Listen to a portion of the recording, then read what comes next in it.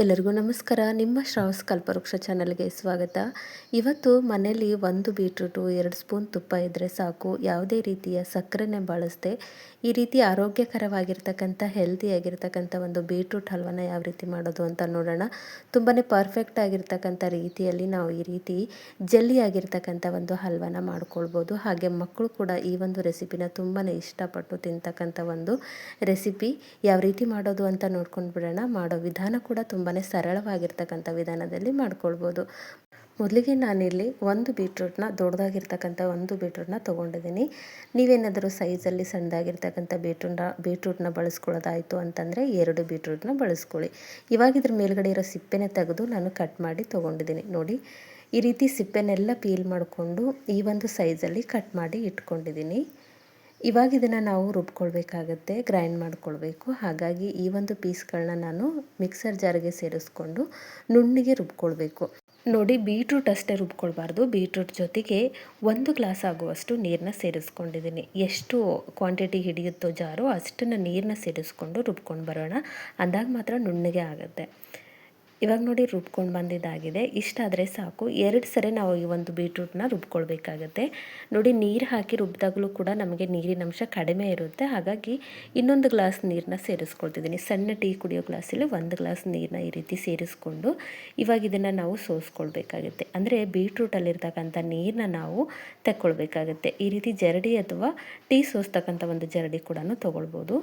ಈ ರೀತಿ ಹಾಕಿ ನಾವು ಇದರಲ್ಲಿರ್ತಕ್ಕಂಥ ಒಂದು ನೀರಿನ ಅಂಶ ಅಥವಾ ರಸನ ತಗೊಳ್ಬೇಕು. ಬೀಟ್ರೂಟಲ್ಲಿರ್ತಕ್ಕಂಥ ರಸನ ನಾವು ಆ ಬೀಟ್ರೂಟಿಂದ ಕಂಪ್ಲೀಟಾಗಿ ಈ ರೀತಿ ಸ್ಟ್ರೈನ್ ಮಾಡಿಕೊಂಡು ತಗೊಳ್ಬೇಕಾಗುತ್ತೆ. ಇನ್ನೊಂದು ಸ್ವಲ್ಪ ನೀರನ್ನ ಸೇರಿಸ್ಕೊಂಡು ತಗೊಂಡಿದ್ದೀನಿ. ಇಲ್ಲಿ ಒಂದು 2 ಸರಿ ನಾವು ಇದನ್ನು ರುಬ್ಕೊಳ್ಬೇಕಾಗತ್ತೆ. ಒಂದೇ ಸರಿಗೆ ನಮಗೆ ನೀರು ಕಂಪ್ಲೀಟಾಗಿ ರಸ ಸಿಗೋದಿಲ್ಲ. ಹಾಗಾಗಿ ಒಂದು 2 ಸರಿ ರುಬ್ಕೊಂಡಾಗ ಒಂದು ಬೀಟ್ರೂಟ್ ಪ್ಯೂರಿ ನಮಗೆ ಸಿಗುತ್ತೆ. ನೋಡಿ, ಇಷ್ಟಾದರೆ ಸಾಕು. ಇವಾಗ ಮತ್ತೆ ಇದನ್ನು ನಾವು ಸ್ಟ್ರೈನ್ ಮಾಡಿರ್ತಕ್ಕಂಥ ಈ ಒಂದು ಮೇಲ್ಗಡೆ ಇರ್ತಕ್ಕಂಥ ಒಂದು ಭಾಗದಲ್ಲಿ ಇನ್ನೊಂದು ಸ್ವಲ್ಪ ಪ್ಯೂರಿ ಸಿಗುತ್ತೆ. ಹಾಗಾಗಿ ಮತ್ತೊಂದು ಸರಿ ನಾನಿಲ್ಲಿ ಮಿಕ್ಸರ್ ಜಾರಿಗೆ ಈ ಒಂದು ಬೀಟ್ರೂಟ್ ಮಿಶ್ರಣನ ಮತ್ತೆ ಜಾರಿಗೆ ಸೇರಿಸ್ಕೊಂಡು ಬೇಕಂದಷ್ಟು ನೀರನ್ನ ಸೇರಿಸ್ಕೊಂಡು ಮತ್ತೆ ನಾವು ರುಬ್ಕೊಳ್ಬೇಕಾಗತ್ತೆ. ಈ ರೀತಿ ಮಾಡೋದ್ರಿಂದ ನಮಗೆ ಪ್ಯೂರಿ ಜಾಸ್ತಿ ಕ್ವಾಂಟಿಟಿಯಲ್ಲಿ ಸಿಗುತ್ತೆ. ಬೀಟ್ರೂಟ್ ರಸ ಜಾಸ್ತಿ ಕ್ವಾಂಟಿಟಿಯಲ್ಲಿ ಸಿಗುತ್ತೆ. ನೀವೇನಾದರೂ ಕಡಿಮೆ ಆಯಿತು ಅಂದರೆ ನೀರನ್ನ ಬಳಸ್ಕೊಳ್ಬೋದು. ಮತ್ತೆ ಒಂದು ಸ್ವಲ್ಪ ನೀರು ಹಾಕಿ ಮತ್ತೆ ಇದನ್ನು ನಾವು ರುಬ್ಕೊಂಡು ಬರೋಣ. ಇವಾಗ ನೋಡಿ, ರುಬ್ಕೊಂಡು ಬಂದಿದ್ದೀನಿ. ಇನ್ನೊಂದು ಸ್ವಲ್ಪ ನೀರು ಸೇರಿಸ್ಕೊಂಡು ಮತ್ತೆ ನಾನು ಸ್ಟ್ರೈನ್ ಮಾಡ್ಕೊಳ್ತಿದ್ದೀನಿ, ಸೋಸ್ಕೊಳ್ತಿದ್ದೀನಿ. ಒಂದು 2 ಸರಿ ರುಬ್ಬಿದರೆ ಸಾಕು. 3ನೇ ಸರಿಗೆ ಇದರಲ್ಲಿ ಏನು ಉಳಿದಿರೋದಿಲ್ಲ. ಹಾಗಾಗಿ 2 ಸರಿ ರುಬ್ಕೊಂಡು ಈ ರೀತಿ ಅದರಲ್ಲಿರ್ತಕ್ಕಂಥ ಬೀಟ್ರೂಟಲ್ಲಿರ್ತಕ್ಕಂಥ ರಸನ ತಗೊಳ್ಳೋಣ. ಬೀಟ್ರೂಟು ಮಕ್ಕಳು ಡೈರೆಕ್ಟಾಗಿ ಕೊಟ್ಟರೆ ತಿನ್ನೋದು ಕಡಿಮೆ. ಈ ರೀತಿ ಮಾಡಿ ಕೊಟ್ಟಾಗ ಬೀಟ್ರೂಟ್ನ ಅವರು ತುಂಬಾ ಇಷ್ಟಪಟ್ಟು ತಿಂತಾರೆ. ಅದರ ಜೊತೆಗೆ ಬೀಟ್ರೂಟಿಂದ ರಕ್ತಹೀನತೆ ಕೂಡ ಕಡಿಮೆ ಆಗುತ್ತೆ. ಹಾಗಾಗಿ ಬೀಟ್ರೂಟಿನ ಒಂದು ಹಲ್ವನ, ಕ್ಯಾರೆಟ್ ಹಲ್ವ ಮಾಡಿರ್ತೀವಿ, ನಾನಾ ರೀತಿಯಲ್ಲಿ ಹಲ್ವ ನಾವು ಮಾಡಿರ್ತೀವಿ. ಒಂದ್ಸರಿ ಈ ಒಂದು ರೆಸಿಪಿನ ಟ್ರೈ ಮಾಡಿ. ಮಕ್ಕಳಿಗಂತೂ ತುಂಬಾ ಹೆಲ್ಪ್ ಆಗುತ್ತೆ. ಅದ್ರ ಜೊತೆಗೆ ರಕ್ತಹೀನತೆಯಿಂದ ಬಳಲ್ತಿದ್ರು ಅಂದರೆ ಅವ್ರಿಗೆ ಕೂಡ ಈ ಒಂದು ರೆಸಿಪಿ ತುಂಬಾ ಪರ್ಫೆಕ್ಟ್ ಆಗಿರುತ್ತೆ. ಇಲ್ಲಿ ಯಾವುದೇ ರೀತಿಯ ಸಕ್ಕರೆನ ಬಳಸಿರೋದಿಲ್ಲ. ಇಷ್ಟು ನನಗೆ ಒಂದು ಬೀಟ್ರೂಟ್ ರಸ ಸಿಕ್ಕಿದೆ. ಇವಾಗ ಅಳತೆ ಮಾಡ್ಕೊಳ್ತಿದ್ದೀನಿ. ನೋಡಿ, ಇಂತಿಷ್ಟೇ ಬೇಕು ಅಂತಲ್ಲ, ಕ್ವಾಂಟಿಟಿ ನಿಮ್ಗೆ ಎಷ್ಟು ಬೇಕೋ ಅಷ್ಟು ಮಾಡ್ಕೊಳ್ಳಿ. ಎಷ್ಟು ಸಿಕ್ಕಿದೆನೋ ಅಷ್ಟು ಫಸ್ಟು ಅಳತೆ ಮಾಡಿ ಹಾಕ್ಕೊಳ್ಳೋಣ. ನಿಮಗೆ ಇನ್ನೂ ಜಾಸ್ತಿ ಬೇಕು ಅಂದರೆ ನೀರನ್ನ ಸೇರಿಸ್ಕೊಂಡು ಒಂದು ಅಳತೆ ತೊಗೊಳ್ಬೋದು. ಇವಾಗ ನೋಡಿ, ನಾನು ರೆಡಿ ಮಾಡಿರ್ತಕ್ಕಂಥ ಬೀಟ್ರೂಟಲ್ಲಿ ಹೆಚ್ಚು ಕಡಿಮೆ ಒಂದು 3.5 ಕಪ್ ಆಗುವಷ್ಟು ಬೀಟ್ರೂಟ್ ಪ್ಯೂರಿ ಅಥವಾ ರಸ ಸಿಕ್ಕಿತ್ತು. ನೋಡಿ, 3 ಕಪ್ಪು.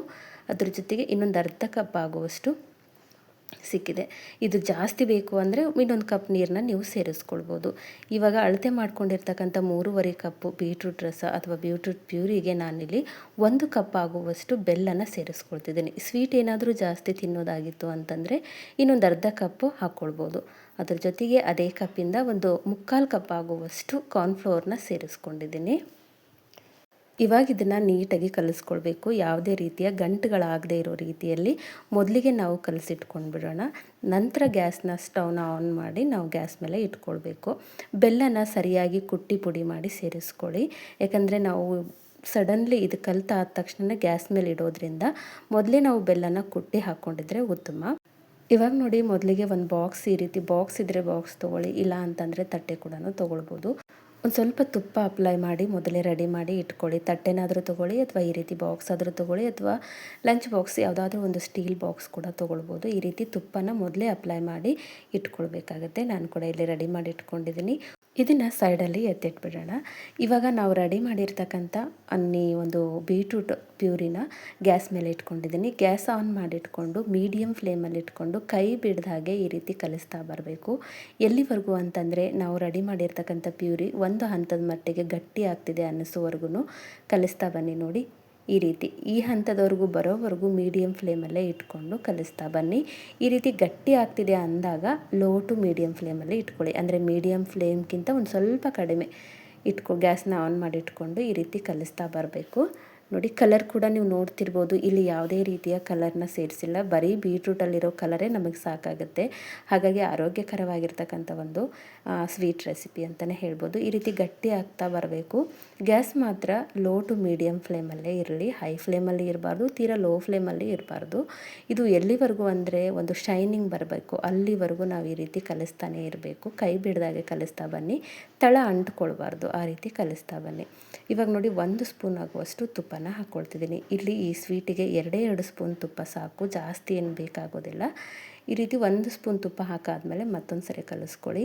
ಯಾವಾಗ ನಾವು ಟಿನ್ನಿಗೆ ಹಾಕಬೇಕು ಅಥವಾ ಬಾಕ್ಸಿಗೆ ಹಾಕಬೇಕು ಅಂತಂದರೆ ತೀರಾ ಗಟ್ಟಿನೂ ಆಗಬಾರ್ದು, ತೀರಾ ಮೆದುವಾಗಿಯೂ ಇರಬಾರ್ದು. ಆ ಹಂತದವರೆಗೂ ಬರೋವರೆಗೂ ನಾವು ಲೋ ಟು ಮೀಡಿಯಮ್ ಫ್ಲೇಮಲ್ಲಿಟ್ಟು ಇದನ್ನು ಕಲಿಸ್ತಾ ಬರಬೇಕು. ಒಟ್ಟಲ್ಲಿ ಒಂದು ಸ್ವಲ್ಪ ಕೂಡ ತಳ ಹಿಡಿಯೋಕ್ಕೆ ಬಿಡಬಾರ್ದು. ಆ ರೀತಿಯಲ್ಲಿ ನಾವು ಇದನ್ನು ಕಾಯಾಡಿಸ್ತಾ ಇರಬೇಕು. ಇವಾಗ ನೋಡಿ ಇನ್ನೊಂದು ಸ್ಪೂನ್ ತುಪ್ಪನ ಸೇರಿಸ್ಕೊಳ್ತಿದ್ದೀನಿ. ನೀವು ಬೇಕು ಅಂದರೆ 1 ಸ್ಪೂನ್ ತುಪ್ಪ ಕೂಡ ಹಾಕ್ಕೊಳ್ಬೋದು. 2 ಸ್ಪೂನ್ ಬೇಕು ಅಂತೇನಿಲ್ಲ, ಆದರೆ 2 ಸ್ಪೂನ್ ಬಳಸೋದ್ರಿಂದ ಒಂದು ಶೈನಿಂಗು, ರುಚಿ ಕೂಡ ಹೆಚ್ಚಾಗುತ್ತೆ. ಮೇಲ್ಗಡೆಯಿಂದ 2 ಗೋಡಂಬಿನ ನಾನು ಈ ರೀತಿ ಸಣ್ಣದಾಗಿ ಪೀಸ್ಗಳಾಗಿ ಕಟ್ ಮಾಡಿ ಸೇರಿಸ್ಕೊಂಡಿದ್ದೀನಿ. ಇದು ಕಂಪ್ಲೀಟ್ಲಿ ಆಪ್ಷನ್, ಬೇಕು ಅಂದರೆ ಹಾಕ್ಕೊಳ್ಳಿ, ಇಲ್ಲಾಂದರೆ ಸ್ಕಿಪ್ ಮಾಡ್ಕೊಳ್ಬೋದು. ಹಾಕೋದ್ರಿಂದ ನೋಡೋಕ್ಕೂ ಚೆಂದ, ಹಾಗೆ ತಿನ್ನುವಾಗೂ ಕೂಡ ಮಧ್ಯೆ ಮಧ್ಯೆ ಒಂದು ಡ್ರೈ ಫ್ರೂಟ್ ಸಿಗುತ್ತೆ ಅನ್ನೋದಕ್ಕೋಸ್ಕರ ಸೇರಿಸ್ಕೊಂಡಿದ್ದೀನಿ. ಈಗ ಇದು ರೆಡಿಯಾಗಿದೆ. ಗ್ಯಾಸ್ನ ಆಫ್ ಮಾಡಿಟ್ಕೊಂಡು ಬಿಡೋಣ. ಇಷ್ಟ ಆದರೆ ಸಾಕು. ಈ ಕನ್ಸಿಸ್ಟೆನ್ಸಿಯಲ್ಲಿ ನಾವು ರೆಡಿ ಮಾಡ್ಕೊಳ್ಬೇಕು, ತೀರಾ ಗಟ್ಟಿಯಾಗೂ ಇರಬಾರ್ದು. ಈ ಸೈಡಲ್ಲಿ ರೆಡಿ ಮಾಡಿರ್ತಕ್ಕಂಥ ಒಂದು ಬಾಕ್ಸಿಗೆ ಹಾಕ್ಕೊಳ್ತಿದ್ದೀನಿ. ನೋಡಿ ಗ್ಯಾಸ್ನ ಆಫ್ ಮಾಡಿದ ತಕ್ಷಣವೇ ನೀವು ತುಪ್ಪ ಅಪ್ಲೈ ಮಾಡಿಟ್ಟಿರ್ತಕ್ಕಂಥ ತಟ್ಟೆ ಅಥವಾ ಬಾಕ್ಸಿಗೆ ಸಡನ್ಲಿ ಹಾಕ್ಕೊಳ್ಬೇಕು, ಇಲ್ಲಾಂದರೆ ಗಟ್ಟಿಯಾಗುತ್ತೆ. ನಂತರ ನೀವು ಸ್ಪ್ರೆಡ್ ಮಾಡೋದು ಒಂದು ಸ್ವಲ್ಪ ಕಷ್ಟ ಅನ್ನಿಸ್ಬೋದು. ನೋಡಿ ಈ ರೀತಿ ರೆಡಿ ಮಾಡಿಟ್ಕೊಂಡಿದ್ದೀನಿ. ಹಾಗೆ ಒಂದು ಪ್ಲೇಟಿಗೆ ತುಪ್ಪನ ಅಪ್ಲೈ ಮಾಡಿಟ್ಕೊಂಡಿದ್ದೆ, ಅದು ಕೂಡ ಹಾಕ್ಕೊಳ್ತಿದ್ದೀನಿ. ಕ್ವಾಂಟಿಟಿ ಜಾಸ್ತಿ ಆಗಿದೆ ಅನ್ನೋದಕ್ಕೋಸ್ಕರ ನಾನಿಲ್ಲಿ ಪ್ಲೇಟಿಗೆ ಕೂಡ ಹಾಕ್ಕೊಳ್ತಿದ್ದೀನಿ. ಈ ರೀತಿ ಪ್ಲೇಟಿಗೆ ಹಾಕಿದಾಗ ನಮಗೆ ಸ್ಪ್ರೆಡ್ ಮಾಡಲಿಕ್ಕೆ ಅನುಕೂಲ ಆಗಬೇಕು. ಆ ಒಂದು ಕನ್ಸಿಸ್ಟೆನ್ಸಿಯಲ್ಲಿ ಈ ಹಲ್ವನ ರೆಡಿ ಮಾಡಿ ಇಟ್ಕೋಬೇಕು. ತೀರಾ ಗಟ್ಟಿಯಾದಾಗ ಸ್ಪ್ರೆಡ್ ಮಾಡೋಕ್ಕೆ ಬರೋದಿಲ್ಲ. ಹಾಗೆ ಈ ರೀತಿ ಏನಾದರೂ ಸ್ಪೂನಿಗೆ ಅಂಟ್ತಿತ್ತು ಅಂತಂದರೆ ಒಂದು ಸ್ವಲ್ಪ ತುಪ್ಪನ, ಒಂದು ಡ್ರಾಪ್ ತುಪ್ಪ ಹಾಕಿ ಮೇಲ್ಗಡೆಯಿಂದ ಈ ರೀತಿ ಸ್ಪೂನಿಂದ ಸ್ಪ್ರೆಡ್ ಮಾಡಿದಾಗ ನೀಟಾಗಿ ಸ್ಪ್ರೆಡ್ ಆಗುತ್ತೆ. ಇವಾಗ ನೋಡಿ ಇದು ಕೂಡ ರೆಡಿಯಾಗಿದೆ. ಇವಾಗ ಕಂಪ್ಲೀಟಾಗಿ ನಾವು ಇದನ್ನು ತಣ್ಣಗಾಗ್ಲಿಕ್ಕೆ ಬಿಡಬೇಕು. ಎಷ್ಟು ಅಂತಂದರೆ 1 ಗಂಟೆ ಆದರೂ ಇದು ಕಂಪ್ಲೀಟಾಗಿ ತಣ್ಣಗಾಗಬೇಕು. ಎರಡೂ ಅಂದರೆ ಬಾಕ್ಸಿಗೆ ಹಾಕಿರೋದು ಹಾಗೆ ಪ್ಲೇಟಿಗೆ ಹಾಕಿರೋದು 1 ಗಂಟೆವರೆಗೂ ಕಂಪ್ಲೀಟಾಗಿ ತಣ್ಣಗಾಗೋವರೆಗೂ ವೆಯ್ಟ್ ಮಾಡೋಣ. ನಾನು ಕೂಡ ಇಲ್ಲಿ 1 ಗಂಟೆ 1 ಅವರು ರೆಸ್ಟ್ ಮಾಡಲಿಕ್ಕೆ ಇಟ್ಟಿದ್ದೆ.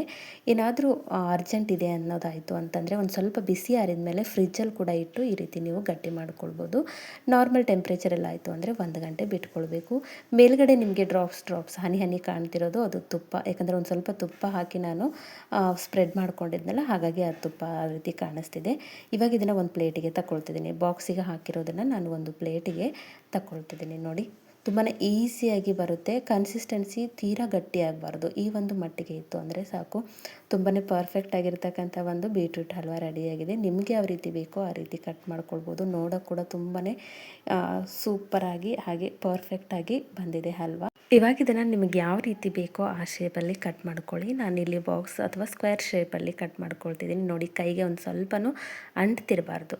ಟೋಟಲಾಗಿ 1 ಅವರ್ ಬಿಟ್ಟರೆ ನಾವು ರೂಮ್ ಟೆಂಪ್ರೇಚರಲ್ಲೇ ಇಷ್ಟು ಗಟ್ಟಿಯಾಗಿರುತ್ತೆ. ಒಂದು ಅರ್ಧ ಗಂಟೆಯಲ್ಲಿ ನಿಮಗೆ ರೆಡಿ ಆಗಬೇಕು ಅಂದರೆ ಫ್ರೀಝರಲ್ಲಿ ಅಥವಾ ಫ್ರಿಜ್ಜಲ್ಲಿ ಇಟ್ಕೊಳ್ಬೋದು. ನೋಡಿ ಕಟ್ ಮಾಡುವಾಗಲೂ ಕೂಡ ಅಷ್ಟೇ ತುಂಬಾ ಪರ್ಫೆಕ್ಟಾಗಿ ಬರುತ್ತೆ. ಕ್ಯಾರೆಟ್ ಹಲ್ವ ಮಾಡೇ ಇರ್ತೀವಿ. ಬೀಟ್ರೂಟ್ ಏನಾದರೂ ಇತ್ತು ಅಂತಂದರೆ ಅಥವಾ ರಕ್ತ ಕಡಿಮೆ ಇತ್ತು ಅಂತಂದರೆ ಈ ರೀತಿ ಒಂದ್ಸರಿ ಟ್ರೈ ಮಾಡಿ. ದಿನಕ್ಕೆ ಒಂದು 2 ಪೀಸ್ ತಿಂದರೆ ಸಾಕು.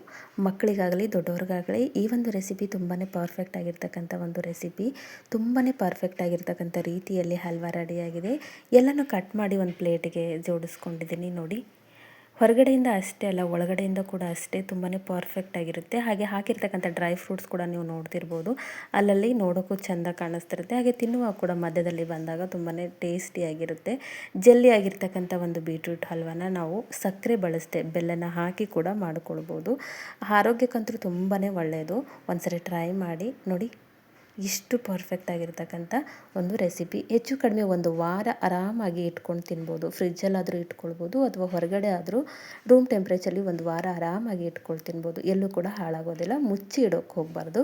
ಒಂದು ಬೌಲ್ ಅಥವಾ ಬೇರೆ ಒಂದು ಸಪ್ರೇಟ್ ಆಗಿರ್ತಕ್ಕಂಥ ಅಡಲ್ವಾಗಿರ್ತಕ್ಕಂಥ ಪ್ಲೇಟಲ್ಲಿ ಹಾಕಿಟ್ಕೊಳ್ಬೋದು. ಐ ಹೋಪ್ ಇವತ್ತು ನಾನು ಮಾಡಿರ್ತಕ್ಕಂಥ ರೆಸಿಪಿ ನಿಮಗೆ ಭಾಳ ಇಷ್ಟ ಆಗದ ಅಂದ್ಕೊಳ್ತೀನಿ. ಇಷ್ಟ ಆಗಿದ್ದರೆ ದಯವಿಟ್ಟು ನನ್ನ ಚಾನಲ್ನ ಸಬ್ಸ್ಕ್ರೈಬ್ ಮಾಡ್ಕೊಳ್ಳಿ. ಹಾಗೆ ಈ ಒಂದು ರೆಸಿಪಿನ ನಿಮ್ಮ ಫ್ರೆಂಡ್ಸ್ ಆ್ಯಂಡ್ ಫ್ಯಾಮಿಲಿಗೆ ಶೇರ್ ಮಾಡಿ. ನಾಳೆ ಮತ್ತೊಂದು ಹೊಸ ರೆಸಿಪಿಯೊಂದಿಗೆ ಸಿಗೋಣ. ಧನ್ಯವಾದ.